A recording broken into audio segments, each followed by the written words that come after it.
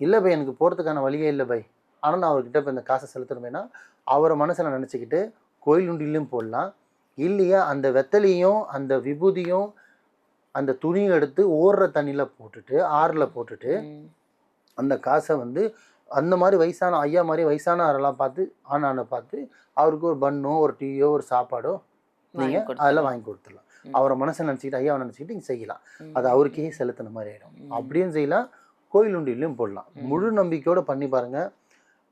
நான் வரணும் இல்லை, ஐயா வருவார், படைச்ச இறைவன் வருவான். முழு நம்பிக்கையோடு பண்ணுங்கள். அரை நம்பிக்கையோடு அவர் நம்பாதீங்க. கெட்ட பையன் சார்ந்த பால்சாமி மாதிரி அவர் பயங்கரமான ஆள். முழு நம்பிக்கையோடு வைங்க. ஆனால் வச்சிங்கன்னா திருப்பியும் இது சொன்னதான் ரிப்பீட் சொல்கிறேன், எப்படி இயற்கை பச்சை பச்சைன்னு இருக்கும் அதுமாதிரி ஒரு மனசும் பச்சை பச்சைன்னு இருக்கும். நல்லது மட்டும்தான் வேணும் என்றைக்கு. ஏன்னா பச்சைன்றது பார்த்தீங்கன்னா எல்லாத்துக்கும் சக்ஸஸ் தான், என்றைக்குமே தோல்வி கிடையாது. கண்டிப்பாக உங்களுக்கு தீர்வு இருக்கும். முழு நம்பிக்கையோடு பாருங்கள், நல்லதே நடக்கும்.